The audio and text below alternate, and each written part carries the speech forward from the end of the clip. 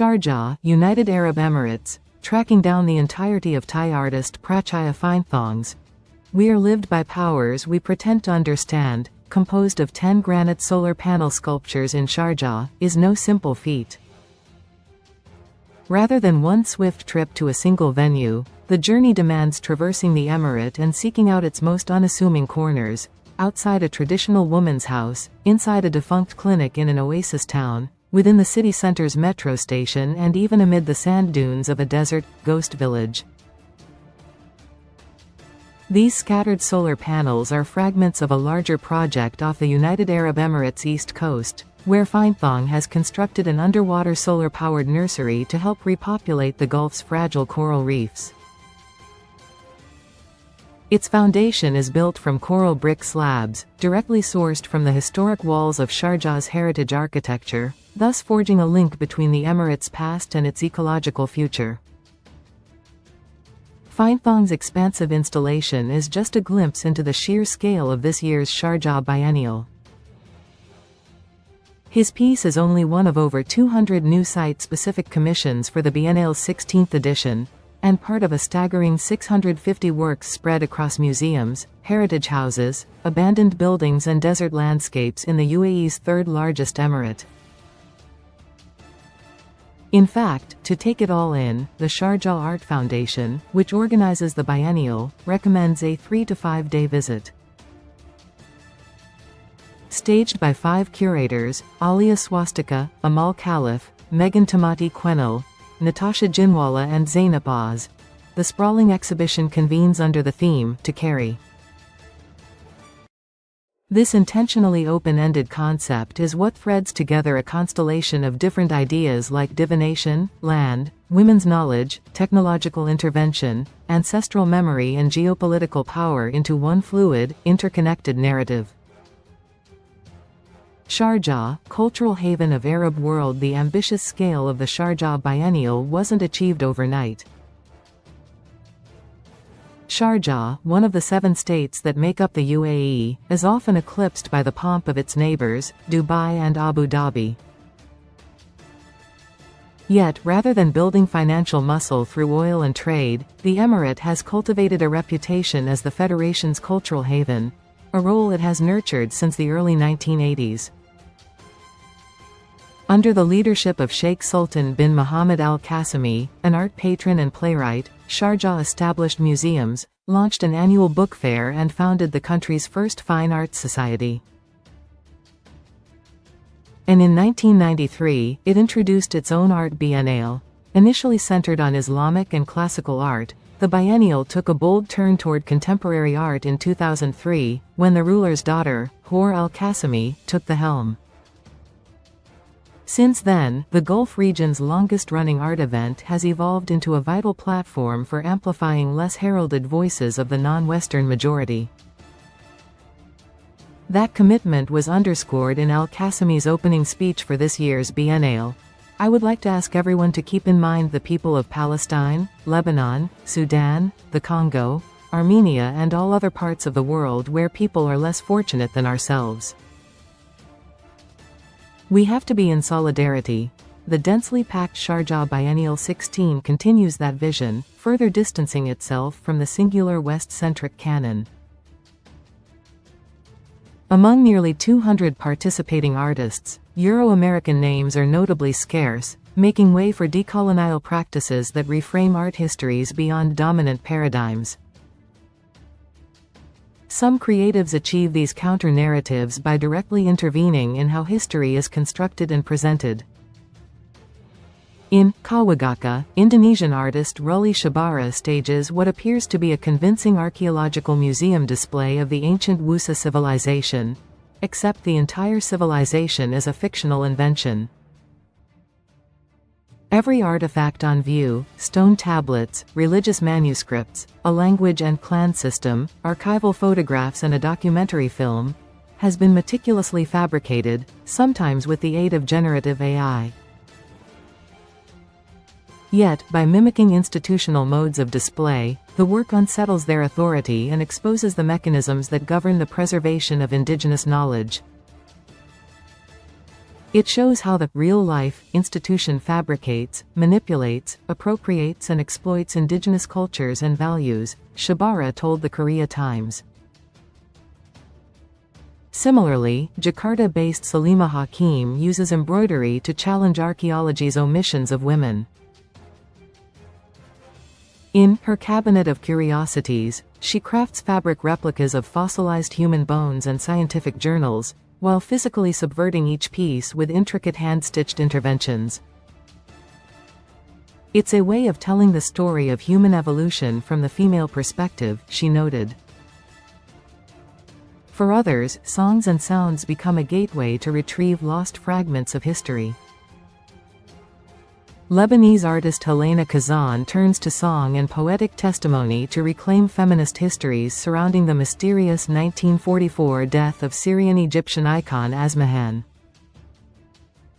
In Clear Night, Kazan sensorially performs Asmahan's final song within the archives of Oxford University, where recently declassified documents suggest the British government's involvement in the singer's untimely demise. The work is part of the artist's decade-long investigation into the British and French secret wars, and other lesser chronicled colonial histories entwined with major figures in Lebanon and Egypt. Pakistani creative Risham Syed likewise employs song as a vessel for memory and resistance. In Pani, Soot, Grain, Water, Truth, she, along with her mother and daughter, sing a Sikh scripture against the backdrop of wheat fields. The installation, a meditation on the planetary food crisis spurred by wars and climate disasters, evokes Langar, the Sikh tradition of a communal kitchen that serves free meals to all, regardless of caste or creed. Meanwhile, in Kuwaiti artist Munira al-Qadiri's Gastromancer, two towering murex seashells appear to be engaged in a strange conversation. From within their cavernous interiors, visitors can hear a dialogue unfold, which recounts the shell's unintentional transformation from female to male. The conversation soon reveals that this curious biological metamorphosis was triggered by tributyltin, TBT, a red-hued biocide used in oil tanker paint to prevent barnacle growth, its toxic seepage into the ocean disrupting the species' natural futurity. And in conceptual artist Michael Perrick, Wise, Hike, Rero P. R. Kau Mote Awanui O Te Motu, Story of a New Zealand River, a blazing red grand piano, ornately adorned with Maori carvings, transforms into a living artwork through musical performance. When played, the European instrument becomes a vessel, embodying the oral traditions and storytelling at the heart of Maori culture. Art takes over Sharjah's hidden corners beyond the bustling city center. The Biennial stretches deep into Sharjah's smaller towns and remote enclaves, placing art in a more vivid dialogue with fragments of local history. Even works that previously appeared elsewhere around the world take on fresh meaning as they settle into the Emirates' unexpected spaces, from sand dunes to a former vegetable market alley. In Al Madam, an hour's drive from Sharjah's urban skyline, lies a ghost village, slowly disappearing beneath desert sands.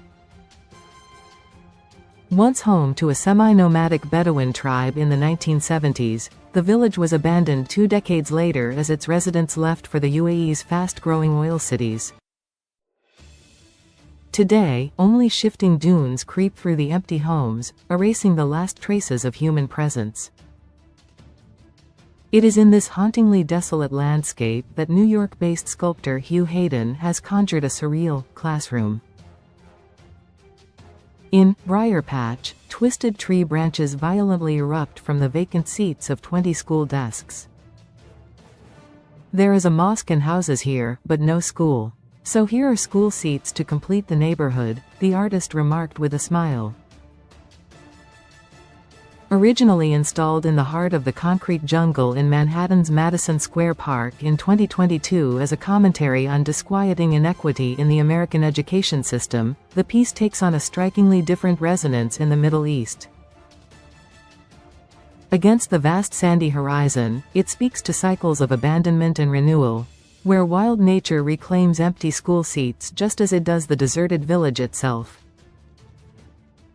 Are they growing or dying? That's left unclear, Hayden mused, noting that the desks will remain permanently left to disintegrate or evolve over time. Australian Aboriginal artist Megan Cope's Kinyangara Guwinyanba also finds new power in its Sharjah setting. A living sculpture composed of 102 oyster rods, the piece stands in Bahai Geological Park, a barren, fossil-strewn landscape that was once submerged beneath an ancient sea.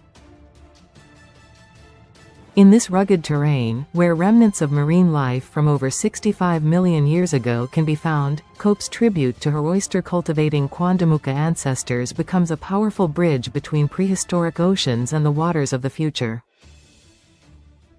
What's quite incredible at night, she said, is how the mountain, in the background, looks like an ancestral whale, floating up on these poles. Elsewhere, at the Flying Saucer, a space-age-inspired French restaurant and tobacconist in the 1970s, First Nations Australian artist Daniel Boyd has added a twist of his own to the building's peculiar past. His black vinyl polka-dotted installation engulfs its windowed facade, transforming the star-shaped edifice into a miniature cosmos.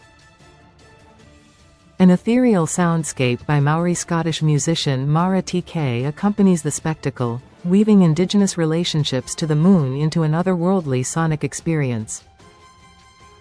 Art illuminates other off-the-radar parts of the emirate, where Turkish composer Ba Akgunak's evocative laments echo through an abandoned date farm in the oasis town of El Dade. Palestinian collective Sakia reimagines the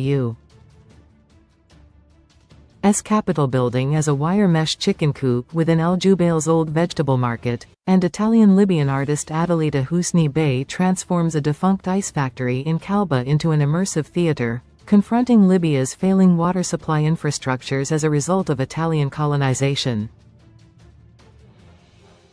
The Sharjah Biennial 16, which opened on February 6, runs until June 15.